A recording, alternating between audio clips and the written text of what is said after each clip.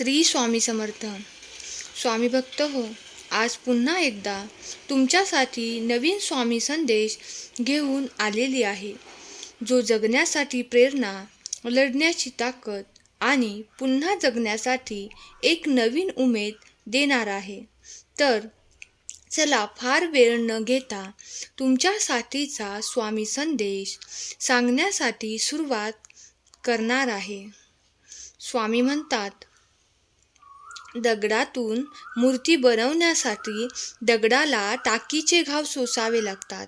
तसेच आपल्यातील मानवी मूर्ती बनवण्यासाठी आपल्यालाही परिस्थितीचे घाव सोसावे लागतात. मीपणा दूर ठेवून विश्वास ठेवा. पदरी अपयश कधीच येणार नाही. ज्यावेळी तू जाशील काळोखात, त्यावेळी तुझी सावलीही सोडेल साथ. तू घाबरू नकोस, स्वामीच पकडतील तुझा हात. नियत कितीही चांगली असू द्या, ही दुनिया आपल्या दिखाव्यावरून आपली किंमत ठरवत असते. आणि आपला दिखावा कितीही चांगला असू द्या, स्वामी आपली नियत ओळखून आपल्याला फळ देत असतात. संयम ठेव, विश्वास ठेव. काळ बदलणार. चांगल्या गोष्टींना थोडा वेळ तरी लागतोच. तुला कायम सुखी राहण्याचं वरदान मी देत आहे. हाक दे केव्हाही, तुझ्या हाकेला मी धावून येत आहे. स्वामी म्हणतात, वेळ तुमच्याकडे असलेली सर्वात महत्त्वाची संपत्ती आहे. म्हणून तिला अशा ठिकाणी गुंतवा जिथे तुम्हाला सर्वात जास्त परतफेड मिळेल. कारण एकदा वेळ निघून गेली की सर्व काही बिघडून जातं. मग कितीही पश्चाताप केला तरीही त्याचा काहीही उपयोग होत नाही. एखादे गुपित कधीही कुणालाही सांगू नका, अगदी मित्रालाही नाही. तो कधीतरी ते गुपित इतरांजवळ उघडे करणारच. गुपित त्यालाच म्हणतात जे आपण कुणालाच सांगत नाही. आपण स्वतःचे आपले गुपित इतरांना सांगण्यापासून स्वतःला रोखू शकत नाही, तर इतर कोणी आपले गुपित लपवून ठेवेल अशी अपेक्षा करणे मूर्खपणाचे नाही का? तुम्ही सहमत असाल तर आत्ताच ह्या व्हिडिओला लाईक करा आणि श्री स्वामी समर्थ टाईप करा. तुमच्या पराभवाची कुणी वाट बघत असेल तर टेन्शन घेऊ नका. त्याला हे समजतच नाही की तो दुसऱ्याच्या वेगावर लक्ष ठेवता ठेवता त्याचा स्वतःचा वेग आपोआपच कमी करत असतो. काही वेळेला आजूबाजूची परिस्थिती बदलण्यापेक्षा स्वतःलाच बदलण्याची गरज असते. सृष्टी कितीही बदलली तरी जोपर्यंत तुम्ही तुमची दृष्टी बदलत नाही, तोपर्यंत तुम्ही सुखी होणार नाही. प्रत्येकाला प्रत्येक गोष्ट समजवण्याच्या फंद्यात पडू नका. कारण हा तुमचा आयुष्य प्रवास आहे, लोकांचा नाही. ऐकणारे लोक आपण सांगतो त्यातले जे त्यांच्या सोयीचे आहे तेवढेच घेतात आणि स्वतःच्या सोयीनुसार अर्थ लावतात. सहमत असाल तर आत्ताच व्हिडिओला लाईक करा आणि शेअर जरूर करा. प्रत्येकाला खुश करण्याचा प्रयत्न करणाऱ्या माणसावर स्वतः परमेश्वर नाखुश असतो. म्हणून कधी कधी स्वतःचाही विचार केला पाहिजे. तुमच्या हृदयातही परमेश्वर आहे. ताणतणाव, अस्वस्थता आणि खिन्नता हे सगळे आपल्याला तेव्हा घेरतात जेव्हा आपण फक्त इतरांना खुश करण्यासाठी जगतो. आनंद ही काही भविष्यासाठी साठवून ठेवण्याची गोष्ट नाही, तो आजच घेतला पाहिजे. सगळीच वादळे आपल्याला उद्ध्वस्त करण्यासाठी येत नसतात. काही वादळे आपल्याला सामर्थ्याची जाणीव करून देण्यासाठी येतात. तुमच्या पराभवाची कुणी वाट बघत असेल तर टेन्शन घेऊ नका. त्याला हे समजतच नाही की तो दुसऱ्याच्या वेगावर लक्ष ठेवता ठेवता त्याचा स्वतःचा वेग आपोआपच कमी करत असतो. काही वेळेला आजूबाजूची परिस्थिती बदलण्यापेक्षा स्वतःलाच बदलण्याची गरज असते. सृष्टी कितीही बदलली तरी जोपर्यंत तुम्ही तुमची दृष्टी बदलत नाही तोपर्यंत तुम्ही सुखी होणार नाही. आपणास परमेश्वराने दिलेला मानव जन्म हा फार महत्त्वाचा आहे. त्याचा सदुपयोग करावा. श्री स्वामींच्या नामस्मरणात मन गुंतवावे. खूप राग आल्यास श्री स्वामी समर्थांचे नामस्मरण करावे. शांत ठिकाणी जाऊन बसावे. झालेल्या घटना विसरून जाव्यात. त्या पुन्हा पुन्हा उगाळत बसू नयेत. आपल्या अडीअडचणीवर मात करण्यासाठी प्रत्यक्ष श्री स्वामींसमोर आपलं गाऱ्हाण मांडा.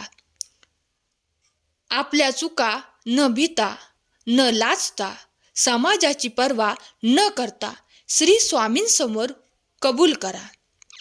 श्री स्वामी समर्थ म्हणतात, भिवू नकोस, मी तुझ्या पाठीशी आहे. स्वामी म्हणतात, माझ्या मुला, तू खास आहेस.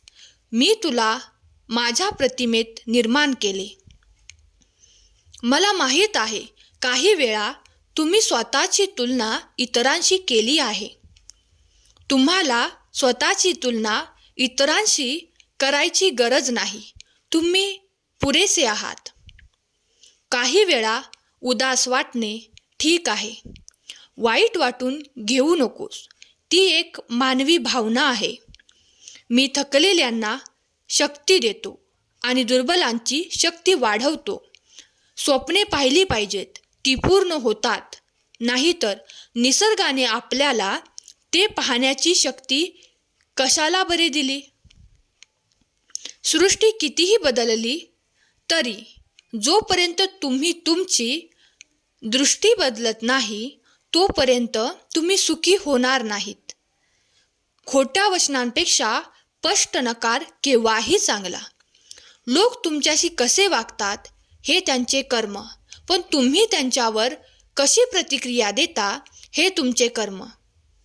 आपण एक दिवस मरणार आहोत आणि तो दिवस कोणता आहे हे आपल्याला माहीत नाही.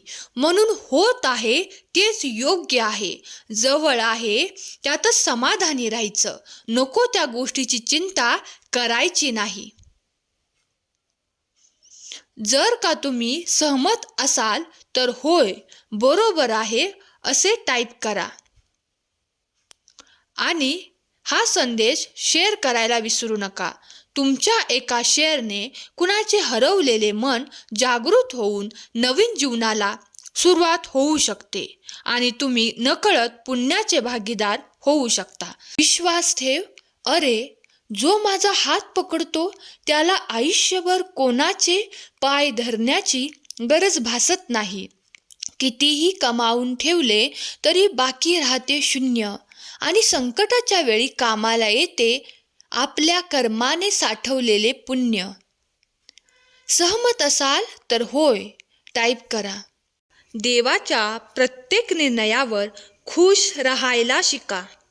कारण देव आपल्याला ते नाही देत जे आपल्याला चांगलं वाटतं, तर देव आपल्याला ते देतो जे आपल्यासाठी चांगलं असतं. स्वामी म्हणतात, उगीच विनाकारण कोण कुणाच्या आयुष्यात येत नाही. आयुष्याच्या पानावर प्रारब्धाने त्याची नोंद अगोदरच करून ठेवलेली असते. योग्य वेळ येऊ दे. जगात कुठलीही गोष्ट विनाकारण घडत नसते आणि जिथे तुझी सहनशक्ती संपेल तिथे आम्ही असू. बाळा, आता तुला तुझा स्वभाव बदलण्याची गरज आहे. तुझ्या रागीट आणि अहंकारी स्वभावामुळे तू तुझ्या पदरातलं सुख गमावलं आहे. एकट्याने संसार कधीच पूर्ण होत नसतो. संसार करण्यासाठी जोडीदार हा हवाच. राग आणि अहंकार जरा बाजूला सार. तुझा संसार तुला पुन्हा मिळेल. मी तो तुला मिळवून देईन.